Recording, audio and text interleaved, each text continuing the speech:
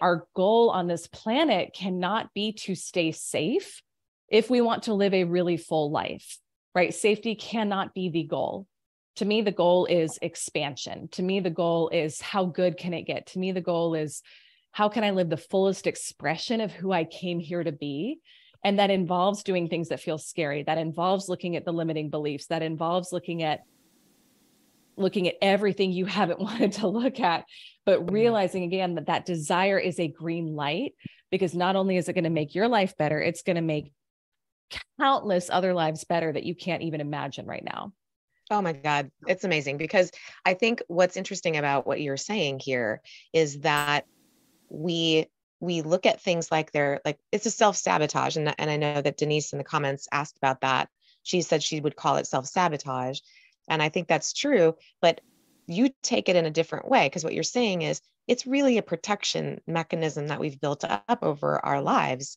And we're no longer cavemen. So there's no more, being afraid of the saber-toothed tiger, but we make things like money, things like building our business, that saber-toothed tiger. Like, it's like, no, I can't do that, because whatever story will come up, and then we just take ourselves out of the equation. And I know I've done that too. And it's a constant thing. So I think what I would love to hear, I'm just speaking, this is off, script sort of, but just what you're saying is making me think, what are some of those things that we can do when these negative thoughts come up?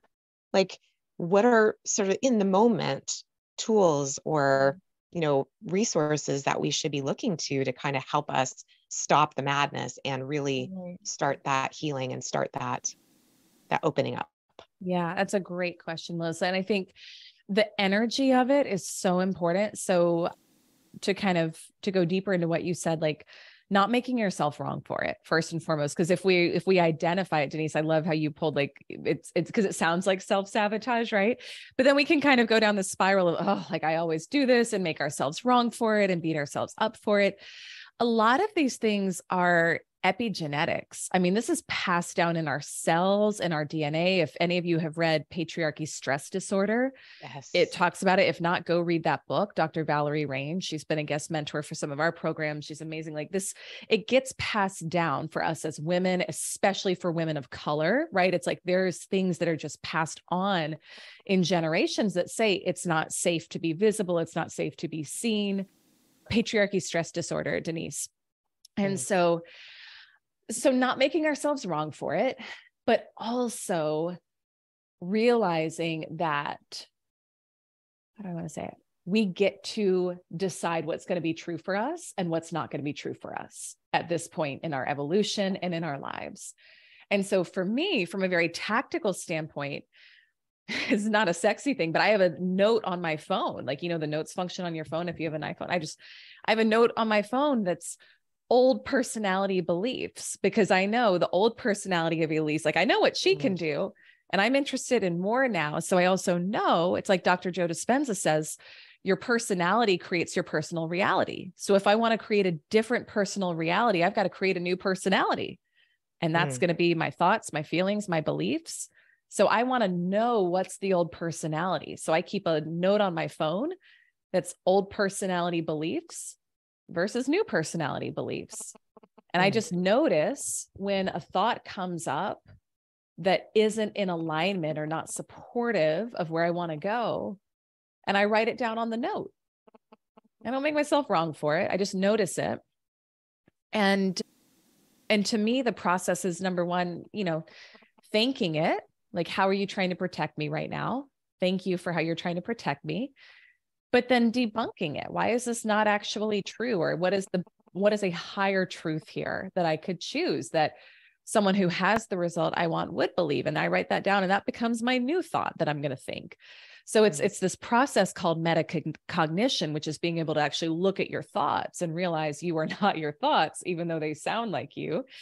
And you can, with a conscious effort and with awareness, start to rewire and reprogram your neural pathways to stop firing the old thoughts and start to fire the new thoughts, which when we do over time, it's a reprogramming process, right? This becomes the new program that our brain works on. And the job of the brain, the job of your subconscious is to make your programs your reality. So if you want a different reality, you got to install a new program.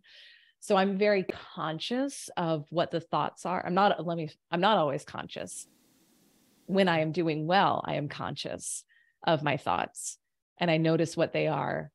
And I keep that list on my phone. And then to me, I mentioned Joe Dispenza before. I think his meditations are fantastic. Probably the best I personally have ever found to help rewire mindset and beliefs. And so doing that every day. Yeah, I'd say those are some of the tactical things. I love that. And, it's funny because I think what's interesting is when you start doing this work, it's almost like your subconscious will throw up stuff just to kind of like say, hey, wait, what are you doing? No, I want to stick with this story. So I find that, as I've been doing work like this, I will wake up in the middle of the night with like sometimes some of the worst thoughts. And you're just like, why is that happening? And I know it's because you're vulnerable in the middle of the night. So can you like think of anything or something to add to that? Like if you are and waking up like this, like I do, what's something that you could do just right then and there to kind of reframe it or stop the crazy thoughts? Yeah. Oh my gosh. That's such a good question. Yeah. There's so many. I had that happen a lot this past summer. This past year it was a growth year for me in a lot of ways. And so like summer of 2022, there was some tough months in there and I usually sleep really well through the night. And that summer, like Melissa, to your point, like I'd wake up in the middle of the night and it was just like heart racing, anxiety, like thoughts flowing of things I didn't want to have happen. So I think there's a few things. One is, I'm a big Abraham Hicks listener, follower. So one of the things that they say is contrast always lives at the edge of your next level. So just knowing that like right when you're on the verge of the up level, when you're actually like really about to commit, or you're like about to say yes, or you've just said yes, it can feel like all hell is breaking loose in your life. And it can feel like everything is falling apart. This is something I warn the women in our community. It can feel like everything is falling apart. It can feel like you're totally out on the edge of your comfort zone. It can feel like, gosh, I thought I dealt with this thing years ago and now it's coming back, but in a different way. And I'm waking up in the middle of the night and my heart's racing. And why am I stressing out about this when I haven't thought about it for years? And what it is, again, is your brain knows your brain's design is safety, right? That's the design of the brain. And so the only thing we know as quote unquote safe is what we have lived out before, even if it wasn't us thriving. At least we were surviving. At least we know we can live in that, even if we're not thriving. So when you make the decision that you're going to change, the ego kind of goes crazy and is like, I'm going to throw every thought at you that I can possibly throw at you to try to freak you out or scare you. The body gets addicted to stress hormones. So if you're used to living in anxiety, stress, having that cortisol pumping through your system, the body will fire thought. It'll wake you up in the middle of the night and you'll start thinking thoughts that are like freaking you out or making you sweat or increase your heart rate, because it's literally the stress hormones are very addictive. So it's actually like it needs a hit of the cortisol. It needs a hit of the stress hormones. And so oftentimes we don't realize like, oh my gosh, my body is just addicted to cortisol. That's all that's going on. And it'll fire those thoughts that get those chemicals going in your body again. So knowing what it is and knowing that even though that storm can feel like it's raging in you and all around you, it doesn't necessarily mean any of it is true or that you're on the wrong path. In fact, it actually means you're on a great path because you're finally in the process of change. And so your only job in those moments is to notice what's going on. And to me, it's about being willing to sit through it, asking like, what are you trying to protect me from? Is this thought my truth? What is in alignment? And something that I've learned is never listen to your thoughts when you're in a negative emotional state. We want to listen to our thoughts when we feel good. When we feel good, when we feel peaceful, joyful, abundant, excited, hopeful, expansive, that's actually when you can listen to your thoughts and trust your thoughts and trust the nudges, because you're in a creative emotional state. You're in a place where you can actually think at a higher level about your life. If you're in a negative emotional state, you can't think higher than your emotions. So if you're mad about something, you're only going to fire thoughts that are in alignment with anger. If you're scared about something, you're only going to fire off thoughts that are in alignment with fear.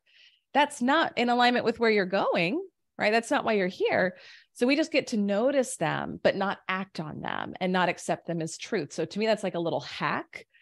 Because if you feel like you've got to take action and go, which you will feel like you have to do something to get out of the discomfort, but your best bet in that time is to just, as much as you can, and maybe you go back and you listen to this recording, try to be conscious of what's actually going on and ride it out.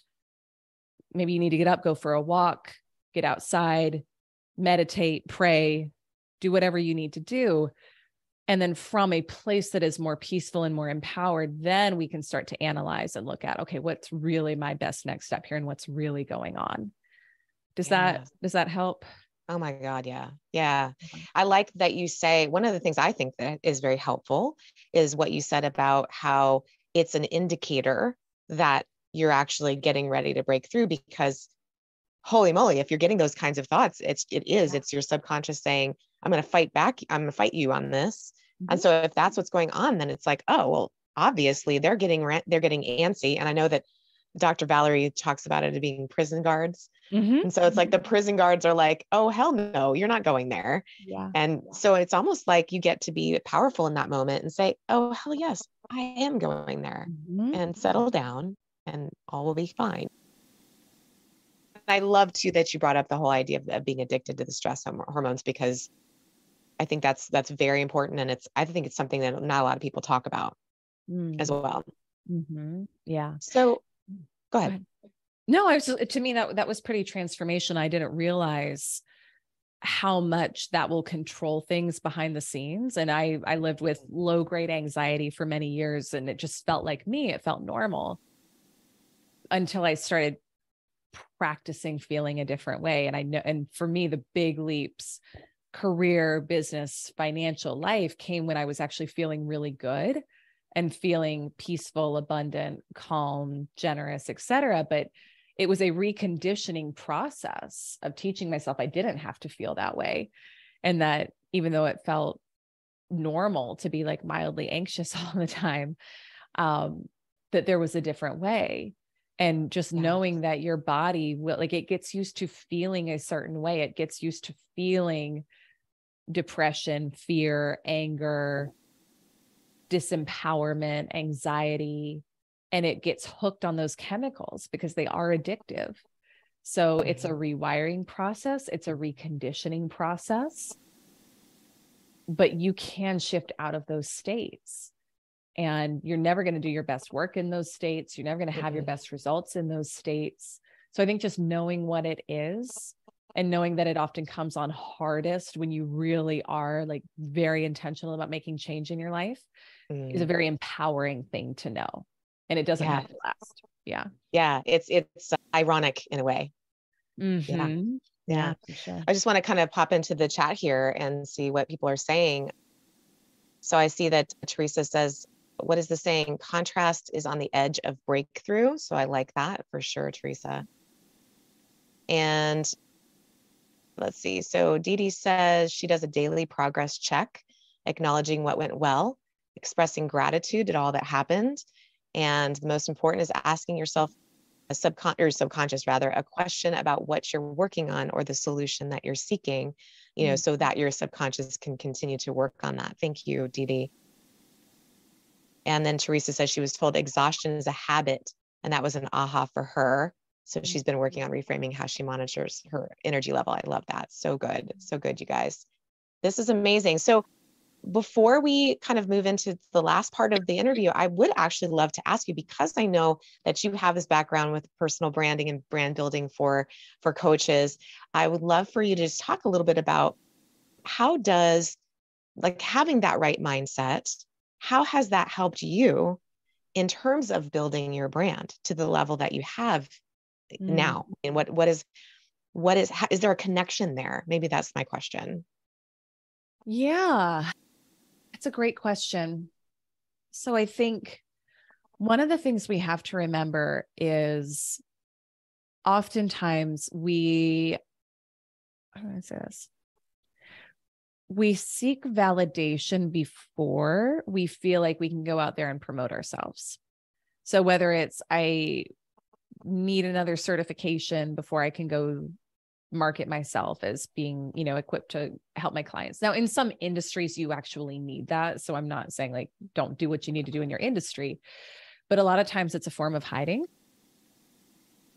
Or I need to be making a certain amount of money before I can go out and promote myself, where I need to be farther along than everybody else. I don't know who everybody else is, but we make up these stories for ourselves of like, I've got to be more successful, more this, more that before I can go out and start promoting.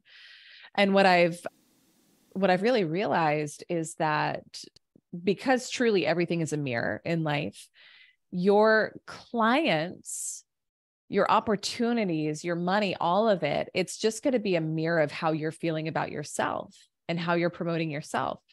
So no one else is going to come tell you that you're good enough to promote. No one else is going to come tell you that you're valid or that you're worthy. Again, it's this theme of you have to pick yourself. You have to choose yourself, and you will get that energy mirrored back by clients and by opportunities. So if you're sitting there waiting to go out there and market or promote yourself because you have a story about not being enough or not being worthy or fear of visibility, this is why that inner work is important. Well, it's not going to happen. I had to decide, I had to choose myself. I had to decide that I was good enough and decide that I was worthy enough and start positioning myself and promoting myself in that way. And it felt very uncomfortable. But then clients started mirroring it back and opportunities started mirroring it back. So you're not going to get, it's an inside out game, just like everything in life. Mm-hmm. So you've got to choose you first and market and promote yourself as if you were your favorite product, brand, or service. And from that place, you will get that mirror back to you in terms of clients coming, opportunities coming, etc. But to me, that has to be the mindset. Like, I am good. I'm the only one who can advocate for myself. I'm the only one who can position myself. I'm the only one who can talk about how great the services that I offer. No one else is going to do it for me, not as powerfully, right? So I get to choose me and do that every day. And you get to be your own best cheerleader. So yes, so embrace it, right? Yep. I love that. I love that. So there's a few questions in the chat. I'm just going to read them. And then what I want to do is kind of finish up the interview here. We're going to be on for just a few more minutes after we're done here so that people can have their questions with, the people who are here in the Zoom room with us can get their questions answered directly from you. So I'm just going to I will go back, you guys. I see your questions. I will go back and read them. Actually, I'll do that right now, and then we will answer them after. So that's probably the best way to do that. Let's see. So we've got Mike who asked, where is it, Mike? I saw your question. Why can't I find it? Hopefully he didn't delete it, but I can't see it in there. But I think it had something to do with when you're, oh, there's one new message here. Oh, so I'll just kind of sum that up. But he's like, when you're talking about like making change, in you're going to, sometimes it comes up with this feeling of like, this is who I really am deep down inside. How can I possibly change that? And this can be from, situations way back in childhood and things like that. So I do want to spend a little bit of time after we close out here talking about that. And then we'll accept more questions when we get there. So what I wanted to ask, one last quick question is, are there any resources like tools or other types of resources or like books or things? I know you mentioned Dr. Valerie Rain's book, but is there anything else, and also Dr. Joe Dispenza's meditations, is there anything else you want to kind of let people know about that they could use as a resource for them when they're, trying to make these mindset changes? Oh, for sure.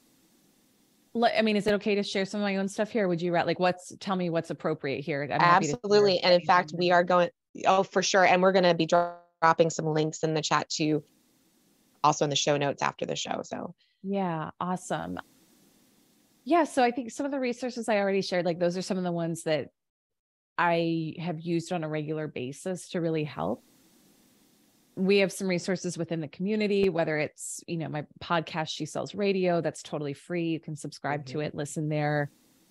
We do have a masterclass it's like $7. So it's very affordable, but ElyseArcher.com/6figures. And to me, it's whether you're going for your first 6 figures or whether you're going for more, the principles in there apply. And it's a much deeper dive into what we talked about today, about what really unlocks a lot of money-making power and ability for female coaches, entrepreneurs, et cetera. So I think that's a great resource as well.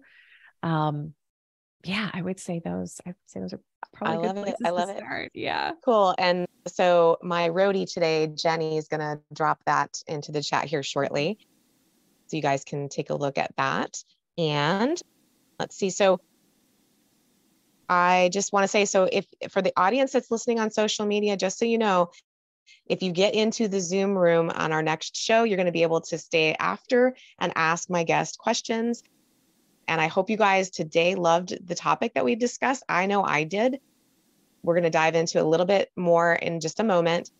But next week, we're going to be joined by a guest that's actually here today. That's Suzanne Taylor King. She's in the room with us today. That's going to be on February 6th at 11 a.m. And we're going to talk about how community will rock your brand. So thank you, Elyse. Thank you so much for coming here for the premiere episode. I can't even believe it.